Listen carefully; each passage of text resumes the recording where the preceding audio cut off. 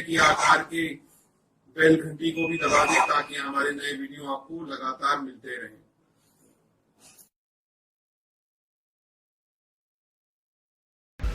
नमस्कार दोस्तों, धर्म रहस्य चैनल पर आपका एक बार फिर से स्वागत है। लोगों के अनुभव हमें प्राप्त होते रहते हैं, इसी में आज एक अनुभव लिया जा रहा है और यह बेहद ही विशेष प्रकार का एक विचित्र अनुभव है। तो चलिए पढ़ते हैं इनके पत्र को और जानते हैं कि कौन सी कथा ये बता रहे हैं।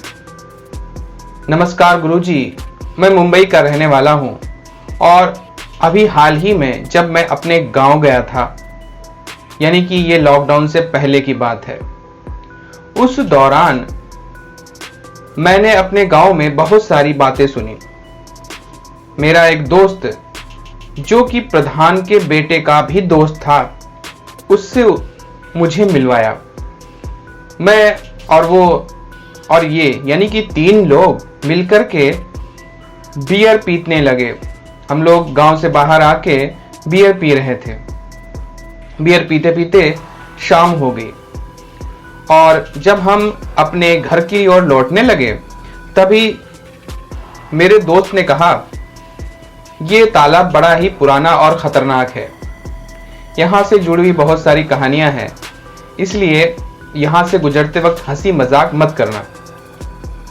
मैंने उससे कहा, यह बातें मैं नहीं मानता, यह सब झूठ होता है, किसी तालाब से डरने की क्या जरूरत है। इस पर प्रधान के उस लड़के ने कहा, ऐसा नहीं है बाबू, आप गांव में कम रहते हैं इसलिए यहाँ की कुछ कहानियां नहीं जानते। यही तालाब किसी जमाने में बहुत ही बड़ा श्रापित तालाब था, इसे श्राप मिला हुआ है। मैंने उससे पूछा कि ऐसा क्या श्राप है इस तालाब का। तब उसने मुझे जो कहानी सुनाई वही मैं आपको अनुभव भेज रहा हूं। अगर आपको सच लगे तो मुझे अपनी राय दीजिएगा और साथ ही साथ धर्म रहस्य चैनल के बाकी लोग भी इस पर अपनी राय दें। तो मैं फिर आगे आपको बताता हूं। उस प्रधान के लड़के ने मुझसे कहा कि उसी के वंश में यानी कि उसके पिताजी के दादाजी के साथ में यह घटना घटी थी। मैंने पूछा, ऐसा है तो चल तू बता, क्योंकि हम लोग बाइक से उस स्थान से गुजर रहे थे। उसने कहा, मैं तुम्हें अपनी सारी कहानी सुनाता हूं जो हमारे ही परदादा की है और उसी की वजह से आज हम लोग गांव के प्रधान भी हैं, क्योंकि अगर वह धन संपत्ति हमें नहीं मिलती तो शायद हमारा गांव में वर्चस्व नहीं होता। मैंने उससे कहा, ठीक है भाई, तू सुना कहानी। इस पर उसने मुझे अपनी कहानी सुनानी शुरू की। उसने कहा, बहुत ही पीढ़ियों पहले यह गांव बस चुका था। गांव में बहुत सारे लोग हुआ करते थे, उसमें से मेरे परदादा, जिन्हें मैं दादाजी ही कहूंगा, उनका बहुत वर्चस्व था। उनके कई सारे दोस्त थे, लेकिन सब के सब दारू पियक्कड़ किस्म के थे। ये लोग गांव से बाहर जाकर के अक्सर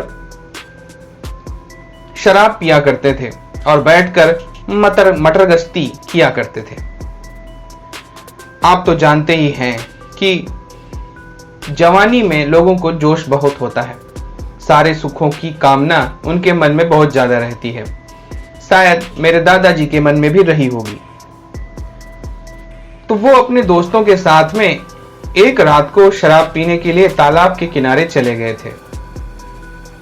उस तालाब के किनारे बैठे बैठे काफी देर वो लोग शराब पीने की और मटरगश्ती करने की कोशिशें करते रहे।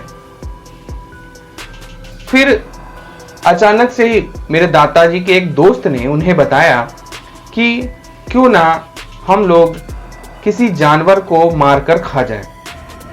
इस पर मेरे दादा ने कहा, यहां कौन सा जानवर मिलेगा जिसको हम शराब के साथ में खाएं। तभी उन्होंने कहा कि कुछ ही दूर पे हिरन घूमते रहते हैं, अगर हम लोग किसी हिरन को मार डालें तो उसको हम पका करके खा सकते हैं। इस पर सबने विचार किया कि हाँ, बात तो सही है, रात का समय भी हो रहा है, हमको ऐसा ही करना चाहिए। कोई हिरण ढूंढते हैं और उसको मार डालते हैं और फिर उसको यहीं पर पकाकर खा जाएंगे। वो दौर ही ऐसा था जब लोग इस तरह ही भोजन किया करते थे। पशु और पक्षियों को खाया जाता था। तो सबके सब निकल पड़े मशाले लेकर कि कोई हिरन दूर तक दिख जाए। तभी उन्हें बहुत ही जल्दी एक हिरन दिख गया। वह हिरन बहुत ही सुंदर था। उसको देखकर सबके मन में आया, इसे ही मार डालना है, लेकिन मारेंगे कैसे? तो सबने सोचा कि चारों तरफ से इसे घेर लो और बीच में कहीं पर जाल बांध दो जिससे ये उसमें फंस जाए। उन लोगों ने एक अच्छा प्लान बनाया था। उस हिरन को चारों ओर से घेर लिया गया और शोर मचाकर उसे भागने पर मजबूर किया गया। और उसी रास्ते पर उन्होंने एक जाल बिछा दिया कि अगर हिरन इधर से निकलेगा तो फंस जरूर जाएगा। और थोड़ी ही देर बाद वही सब कुछ घटित भी हो गया। वहां पर कुछ ही देर बाद वह हिरन उस जाल में फंस गया। अब हिरन के फंसते ही सभी जोर जोर से उछल पड़े। सब काफी खुश थे कि उन्होंने एक जिंदा हिरन को पकड़ लिया है। सबके सब उस हिरन को पकड़ के उस तालाब के किनारे ले आए।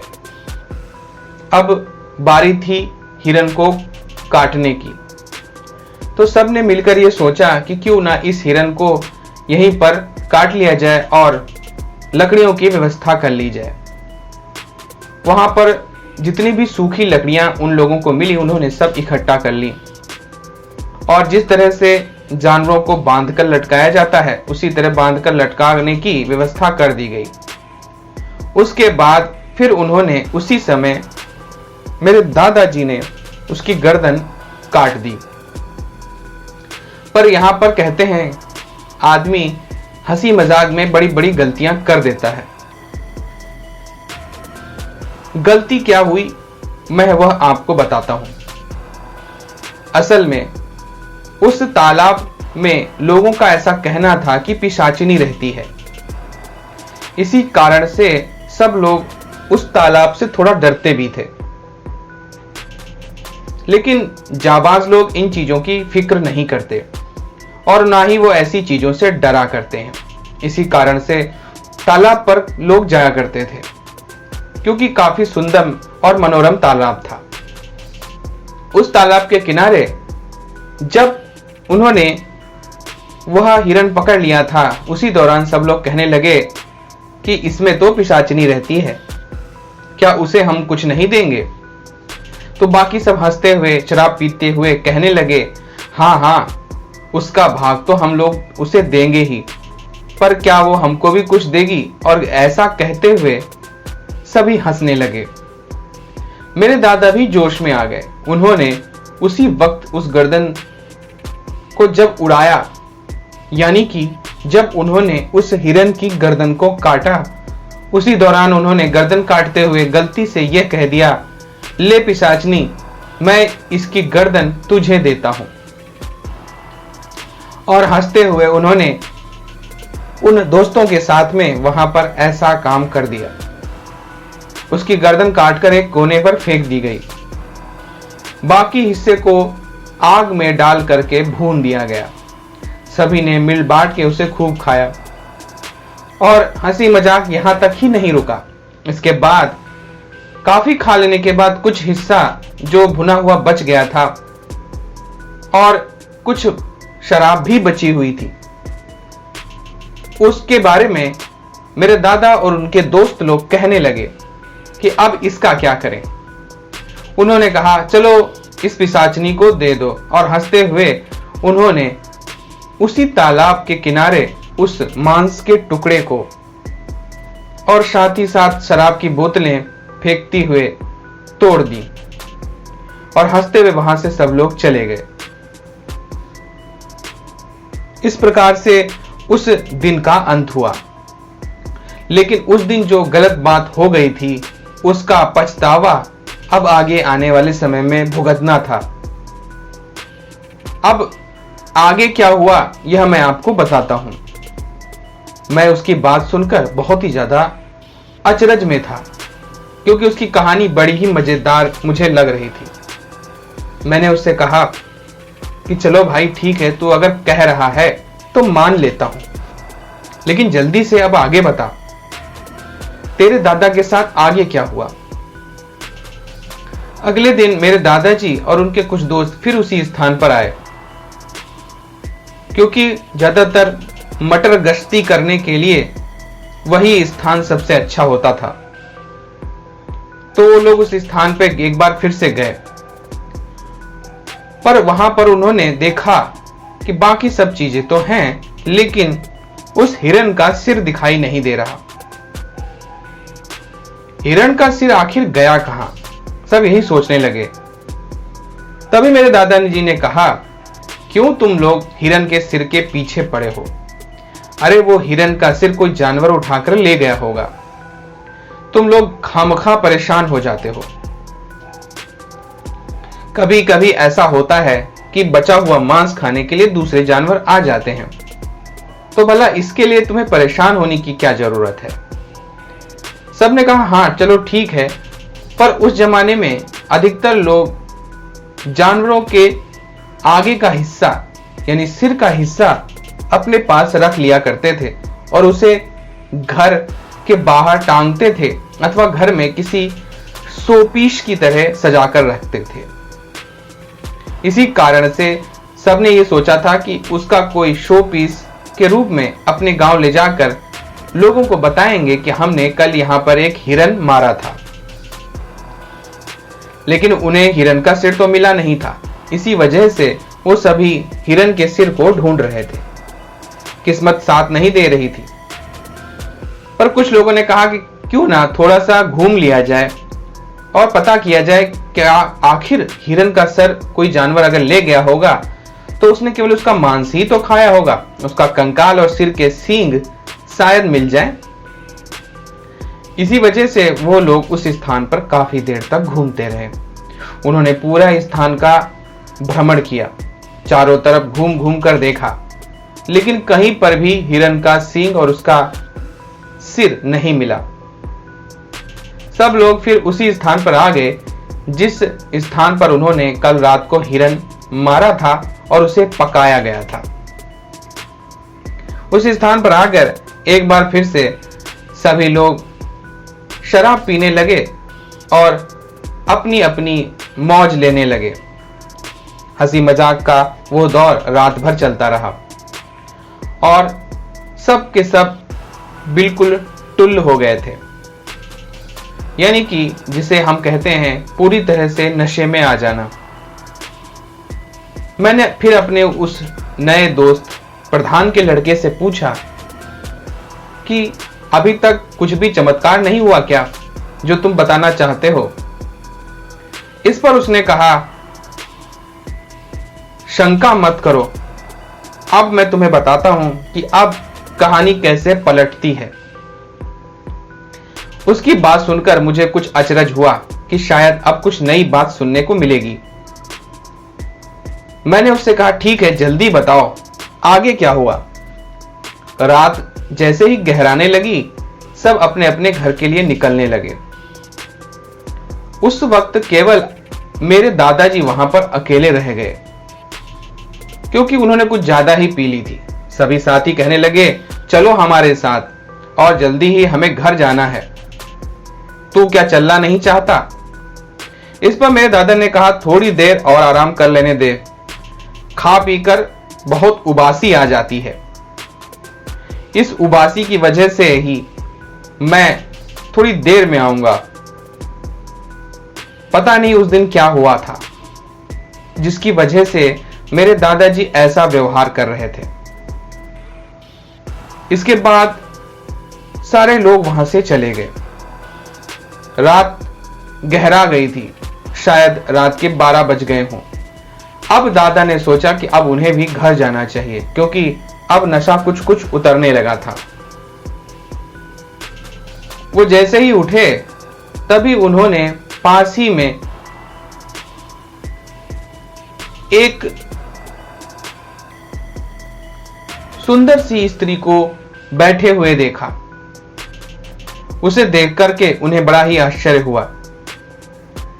वह उसके पास गए और उससे कहने लगे, तुम कौन हो, किस गांव की हो और इतनी रात को यहां पर क्या कर रही हो? इस पर वो रोने लगी। मेरे दादा ने कहा, तुम रोती क्यों हो? उसने कहा, मुझे घर ले चलो। मेरे दादा ने कहा, क्या हुआ? तू यहां कोई रास्ता आकर भटक गई है क्या? और किस गांव की तू रहने वाली है? तुझे देखकर लगता है कि तू तो किसी राजा महाराजे की लड़की है, क्योंकि तू बहुत अधिक सुंदर है। तू यहां पर क्यों बैठी है? इस पर उस स्त्री ने कहा, मैं अपना रास्ता भटक गई हूं। जो मुझे दिया गया था वह मैं लेकर बैठी हुई हूं। अब लेकर जाऊं कहां? मेरे दादा को उसकी कोई बात समझ में नहीं आई। वो कहने लगे, इतनी रात को इस प्रकार इतनी सुंदर स्त्री का यहां बैठना अच्छा नहीं है। ऐसा कर, तू मेरे घर चल, वरना कहीं तेरी इज्जत से कोई खिलवाड़ हो गया तो फिर कौन तुझे बचाएगा? वह कहने लगी, मैं भी यही चाहती हूं कि आप मुझे घर तक ले चलें, लेकिन मुझे वचन दीजिए कि आप मुझे अपने घर पे रखेंगे जब तक कि मेरी कहीं और व्यवस्था ना हो जाए। मेरे दादा ने कहा, ठीक है, पर उसने कहा, नहीं, ऐसे नहीं, मेरे हाथ पर हाथ रखकर वचन दो कि आप मुझे अपने घर में स्थान देंगे। मेरे दादाजी ने कहा, ठीक है भाई, मैं तेरे हाथ पर हाथ रखकर यह कहता हूं कि जब तक तेरी खुद की अच्छी व्यवस्था नहीं हो जाएगी, तुझे कोई लेने नहीं आएगा, तू मेरे घर में रह सकती है और मैं तुझे अपने मेहमान की तरह ही रखूंगा। बस यही थी वो गलती जो उस दिन हो गई थी। आगे क्या हुआ यह मैं आपको आगे बताऊंगा गुरुजी। नमस्कार गुरुजी। देखिए, यहां पर इन्होंने उनके दादा के साथ में घटित हुई एक घटना के विषय में, जो उन्होंने गांव में जाकर सुनी, उसके विषय में बताया है। अगले भाग में हम लोग जानेंगे कि इस कहानी में आगे क्या घटित हुआ था। अगर आपको ये अनुभव पसंद आ रहा है तो लाइक करें, शेयर करें, सब्सक्राइब करें चैनल को, अगर चैनल पे नए हैं तो। आपका दिन मंगलमय हो। धन्यवाद।